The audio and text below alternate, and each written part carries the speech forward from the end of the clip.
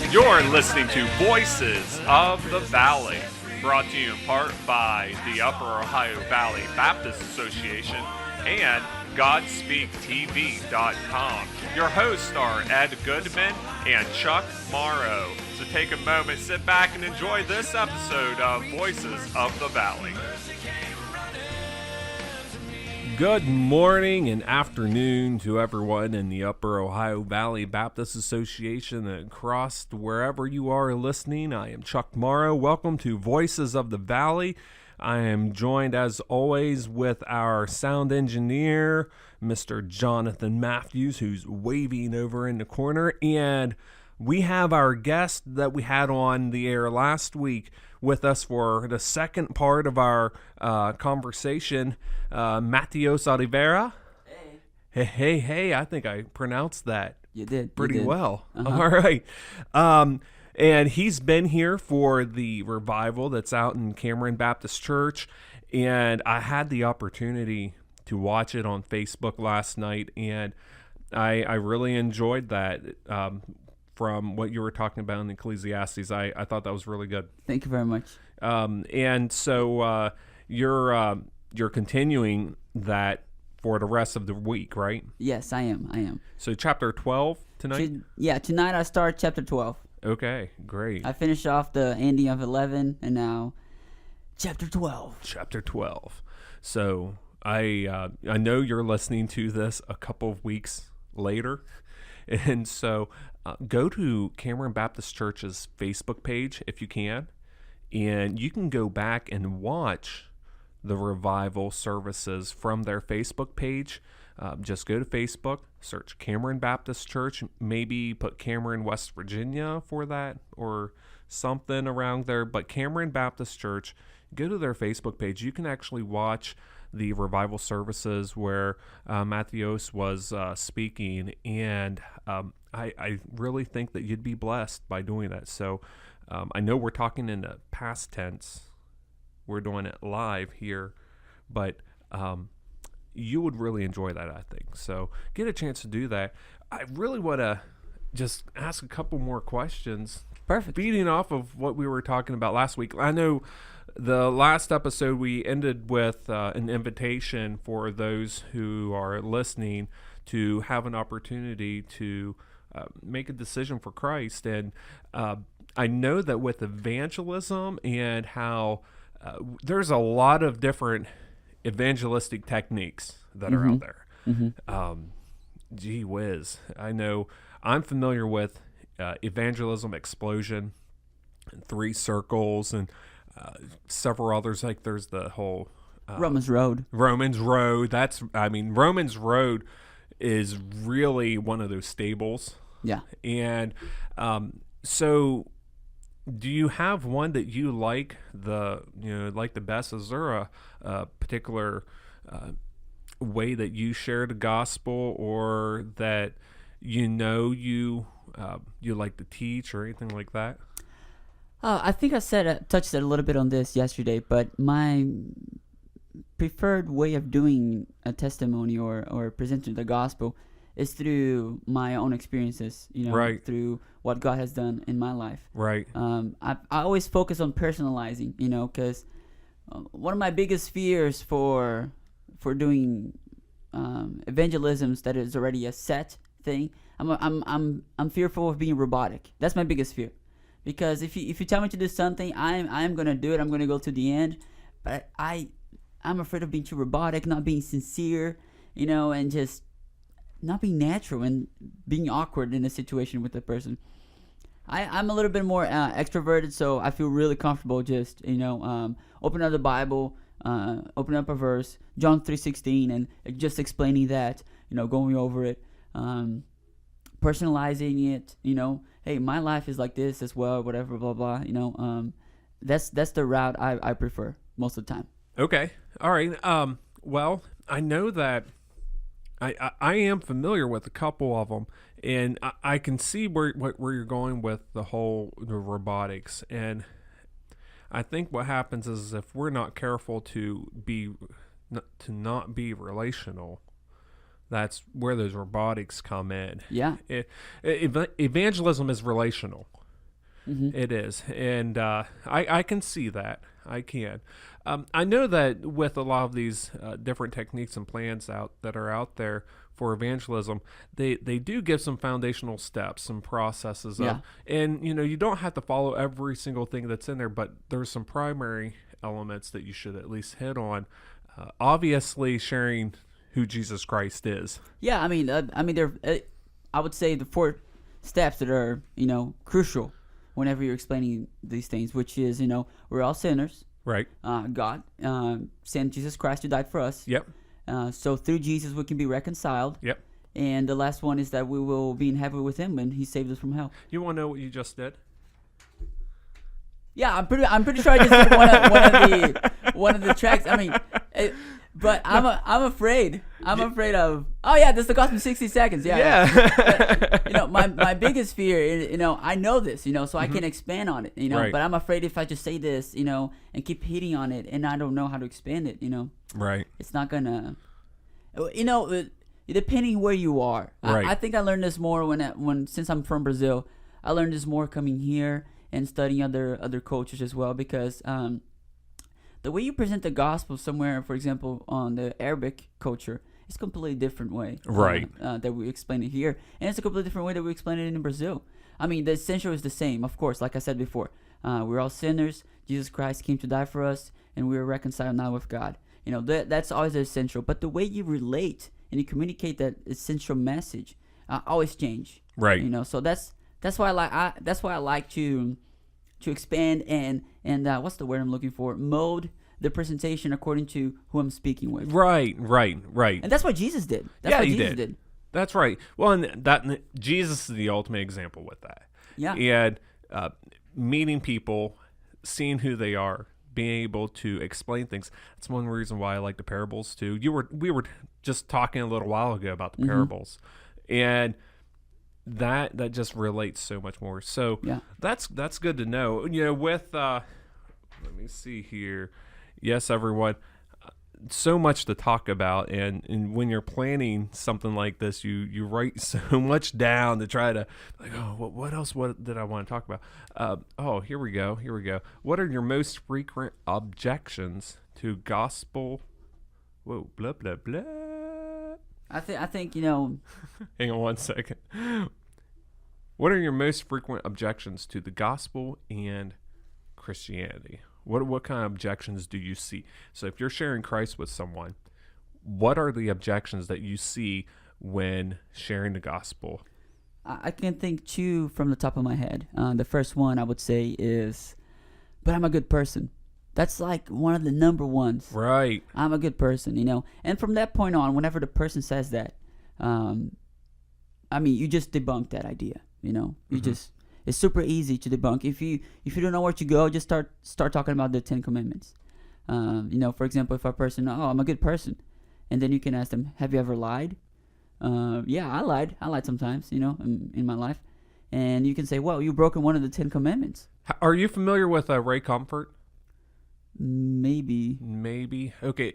I'm bad with names. Well, Ray Comfort, his style is that way. And he was like, well, okay. It was like he walks up to people, he'll talk to them, he'll say, okay, I'm going to ask you a question.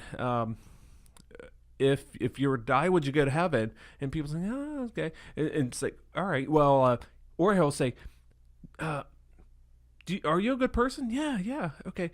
Do you think you've kept all the 10 Commandments? It's like, well, we'll see. So he'll go through and I'll say, have you ever stolen anything? Like, oh, yeah, I have. Okay, have you ever told a lie? And then be like, oh, yeah, I have. And he'd be like, get to that basic principle of like, well, then are you really a good person? Yeah, it's easy to debunk this argument, because at the end of the day, none of us are good. The Bible already says that. There's no man who is good. Right. No man besides Jesus Christ. Mm-hmm. And I would say the second most objection that I hear is that I only believe it when I see it, or I only believe what I can see, and that's another one. People, tend to pull more from science, or just got to see it to believe it. Yeah, they want proof, legit proof.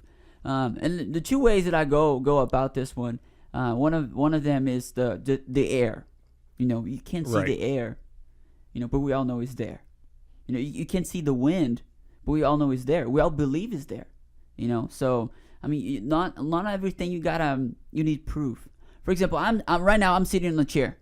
Okay. Right. Whenever I sat on this chair, I didn't think to myself, will this chair support my weight? I didn't think that. I have faith that the chair was gonna be able to to support my weight. I'm a skinny guy, but I had that faith that it was going to. And in the same way, whenever it comes to our lives, we don't need to question everything. Not everything needs to be questionable. We can't. Nobody lives in a way that they question everything. They need a proof for everything. So when it comes to these people who got to believe to see it, they themselves don't live their life this way. They always contradict this aspect. Those who say they only believe it when they see it. Yeah, I think you do hear that a lot.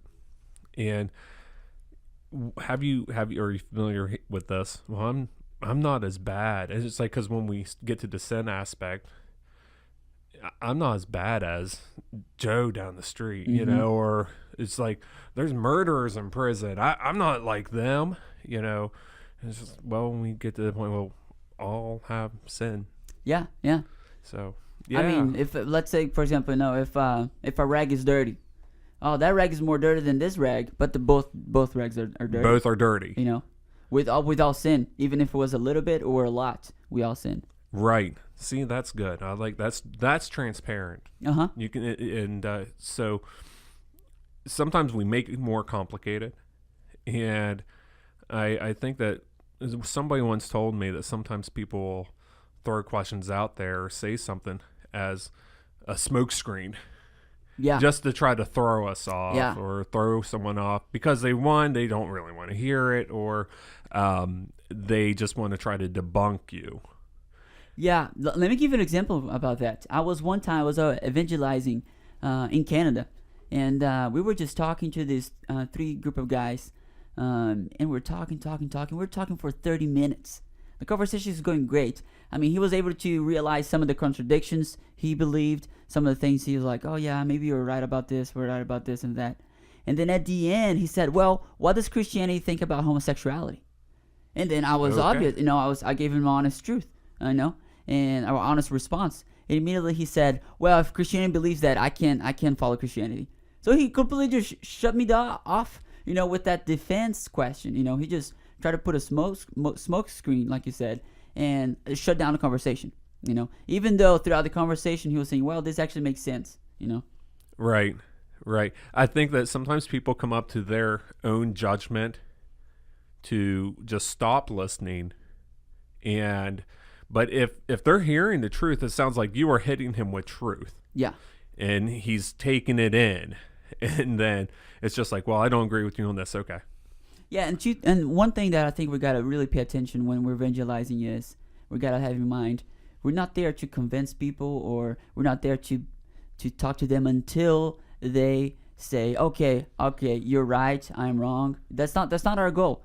If anything, our goal is to plant the seed. Right. Okay, it's plant the seed. That's our only job, is to plant the seed. The job of convincing them of Jesus Christ is the Holy Spirit's job. Mm-hmm. So we should not take that duty.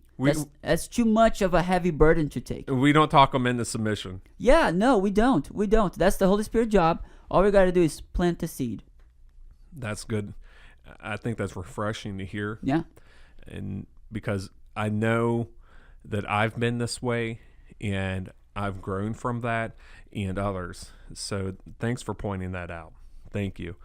Well, I want to move into a different part of this, and just we want to get a chance to know you a little bit more. All right. You've had the opportunity to spend several days up here, and you're getting a chance to see snow flying here. I am. I can see through the window here. I'm just counting the minutes until this interview is over so I can go there and play in the snow. We were talking earlier, and we were showing him outside the window when there was a front coming through, and you can see Roberts Ridge and Fork Ridge from the window that we're at, but it was completely white over there, and you couldn't see them. And we were trying to explain to them that that's snow. It's snowing over there. So, have you ever built? Do you want to build a snowman? I mean, this is not my place, so I cannot make that law. You can sing as much as you want. We will not let it go. Anyways, looking at your experience here so far, what do you think about this area? It's pretty different from my background. It was completely different. I mean, I have my grandfather and my grandmother are both farmers, and they live in a little farm. My future father-in-law also is a farmer, but still, I mean, it's completely different. It is completely different. I mean, these valleys over here, they're so different from where I'm from. In Brazil, I lived in the top of a mountain. It was super high, but I mean, it was a gigantic town. So you never knew you were on top of a mountain because it was so wide. But here it's just crazy. It's beautiful. It is beautiful. It's different and it's beautiful. I love it. I love it. It's. I mean, you can go on. We have so many hilltops that you can go on, and you can just look out and see across the land, and it. I am blown away a lot of times whenever I see and I look out on a clear day how far you can see. And you see all the rolling hills and everything. So I'm glad that you appreciate that, because it is something that's different for some folks when they come to this area. I know you're a big sports fan. Yeah. What are your favorite sports? My favorite sports are soccer, and soccer. That is it. The rest is rest. The rest is rest. There is no other sport. I'm just kidding. But I do love soccer. Out of all the sports, it's my favorite. You learned about a unique new sport today. You want to share with everyone what that is? I did. Today we visited Cameron High School. And it's beautiful. I mean, their architecture it's amazing. Gorgeous. My mind was blown. It was blown, and I mean, Fort Worth, we don't have that type of stuff. I mean, not at least where I'm from. There in the area, it's beautiful. And so we're walking towards the school. We're just getting off the parking lot. We're walking towards the school, and I see some poop, and I ask, it doesn't look like human poop, which is great. It just looks like animal poop. And I was like, whoa, this is kind of big for a raccoon or something like that. What is this? What's going on? And they tell me, oh, this is donkey poop. I'm like, what is a donkey doing at the school? And they tell me, oh, they play basketball. They hop on to the donkeys and they play basketball with the donkeys. And in my mind, I'm like, what is going on? This is so different from me. So I thought, I had this revolutionary idea. I'm going to get some donkeys, and we're going to play soccer with the donkeys. Donkey soccer, yeah. All right. Yeah. I actually, I think that will work. I think so. Now, the thing is, your field's going to probably have to be double the size because they kick that ball. Goal! And probably no out of bounds, because I don't know if they're good with their aim. Donkey soccer, everyone. Keep your eye out. If it comes up, you know where it came from. But talking about soccer, we have something super interesting in Brazil. Of course, soccer is so big that soccer kind of infiltrated other sports, and we have this sport which is volleyball. However, just with your feet. No way. Yeah, it's insane. Whoa. It's insane. So people they play exactly like they play volleyball, just with their feet. So it's amazing. Are you familiar with hacky sack? Hacky sack?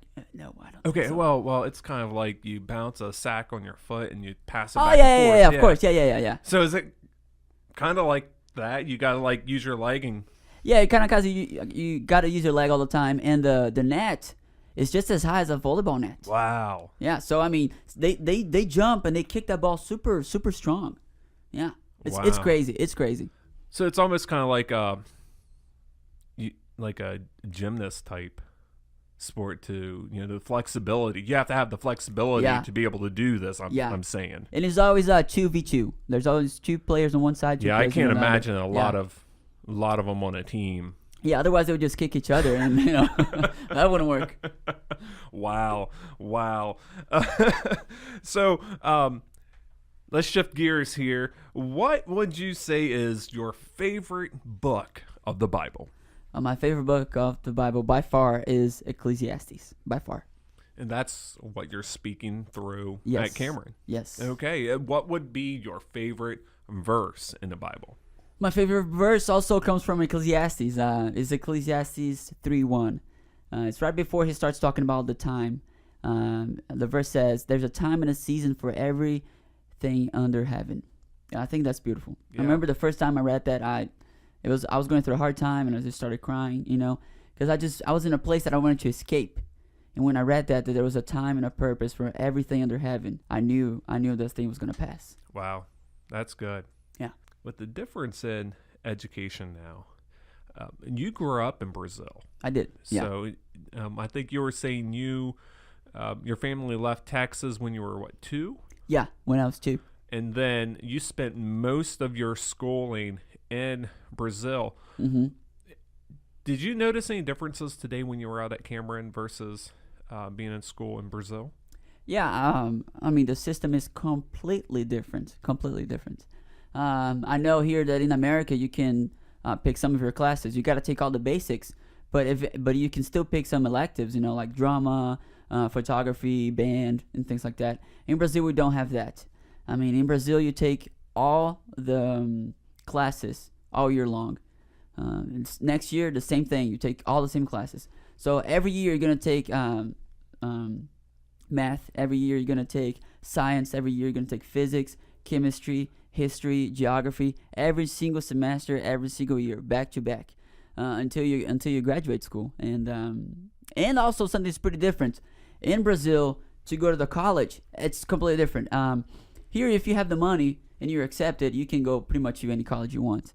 In Brazil, it's different. In Brazil, you gotta actually pass an exam off that the college is giving you. So if you pass the exam, you're allowed to go to the college. However, if it is a school that you gotta pay to, you still gotta pay. But you can't. You gotta pass the test in order for you to go in. So each college has its own exam that you have to take to get in. Yeah. I think some places are like that still, and I've heard of a couple that do that. So that's unique, and that's a difference. Yeah. Tell me a little bit about the church that you attend. Tell us a little bit about it, the size and what you do, and the kinds of things that the church does. Well, of course, I'm in Texas, and I'm in Fort Worth, and I go to North Richland Hills Baptist Church. Over there, I am the media director. I pretty much do everything that is media-wise within the church. I record every sermon. I live stream the sermons. I direct the sermons, saying camera 1, stand by. Camera 1, you're live. Camera 2, you're live. And I direct my volunteers, the sound guys, the pro presenter guys. I run the whole service media-wise on Sundays. And I get there really early. So it's like you're a producer in all sense. Yeah, I'm producer. Yeah. Wow. So you're telling me about the different kinds of groups you have just within the media. So what kind of size church would you say? We have 1,000 per Sunday. A little bit over 1,000. You have 3 services? 3 services, yeah. And we also have a different campus that we are starting to build this year. Wow. The land is already bought. All the legal stuff is already done. The government already approved everything. So this year we're going to start building. That's outstanding. Yeah. That is. Now, walk us through maybe a typical Sunday morning then for you. Wow, where do you want me to start? Yeah, because it sounds like you're really busy on Sunday morning. Yeah, I'm one of the first ones there at Sunday. I go to my office. I check my email to see if there was any changes on the service, that any last minute changes, and I get all the drives, and I turn all the cameras on. I turn all the equipment on. I make sure we have a meeting in the morning, making sure everybody knows what's going on. I talk to my volunteers to check if everybody's going to come to each services, because each service I have different volunteers, so they can still serve at the church and still be part of the church on the service and also on the Bible study.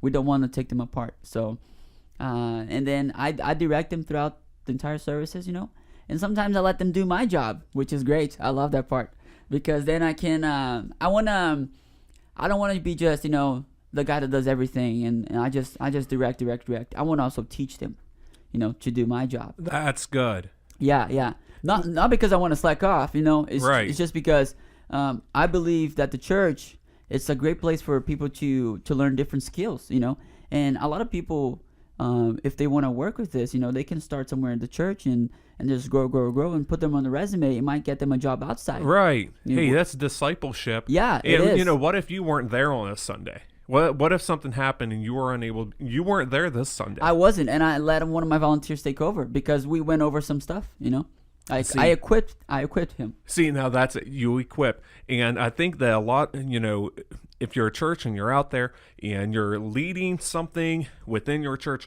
equipping individuals to do the ministry is important. Just like what's going on here. So that's really important. I think that we need to understand that within our churches just a little bit more. Not that people are doing a bad job with it, but we do need to look at the ways that we're equipping and how we're doing that. Yeah. So so you're very busy on a Sunday morning. What do you like to do just to kick back and relax? Oh, man. I like to I like to play guitar. Yeah. I like to eat. And you're a drummer too. I'm a drummer. I like to play, write some songs as well. I like to spend time with my fiance. Yeah. Oh, by the way, yes. Congratulations. Thank you. How far out? We're 68 days. 68 days. Yes. And so knock 14 days off of that from today when you listen on the broadcast. Exactly. But that's great. And so I think May 20th. You all guys are invited, okay? We are all invited. Yeah. That's going to be in Fort Worth?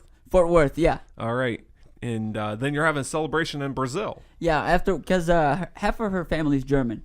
Okay. So we're going there as well to celebrate with them. Okay, great. So they're down in Brazil. So Yeah. you got, and so it's basically that's also going to be part of your honeymoon type deal. Yeah, we're gonna stick around there because it's cheaper. We can't afford to be traveling the whole world all the time. It's just since we're going to Brazil, we're just gonna stay there 2 hours away from where we're celebrating with our family. Oh, that's great. Yeah. That's great. We will be praying for God's blessing to be upon you guys. Thank you very much. Thank you. Especially coming up. Getting married, there's a lot, especially when you get down to the last couple of months and the last weeks. There's a lot that, you're processing all of this and things are going on. And if you're like me, I double checked on when Amy and I got married. I double checked, make sure the airline was right with everything before we took off to go on our honeymoon. And this guy right here had us flying into Miami instead of Orlando, and that was like a day or two before the wedding, and that was a big mess up, and we had to get that taken care of. So just make sure everything is double checked. Yeah. We everything got taken care of, so we were good to go. So, and we had a wonderful time. We will be praying for you. What is your bride-to-be's name? Victoria. Yeah. All right. Well, we will be praying for Matheus and Victoria. Thank you. As you guys now May the what? 20th. May the 20th. We'll be praying for you for that.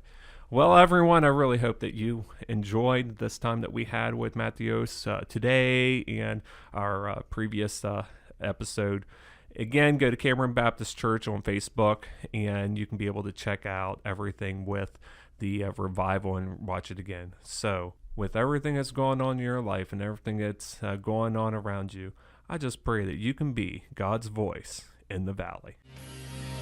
Mercy came running like a prisoner set free.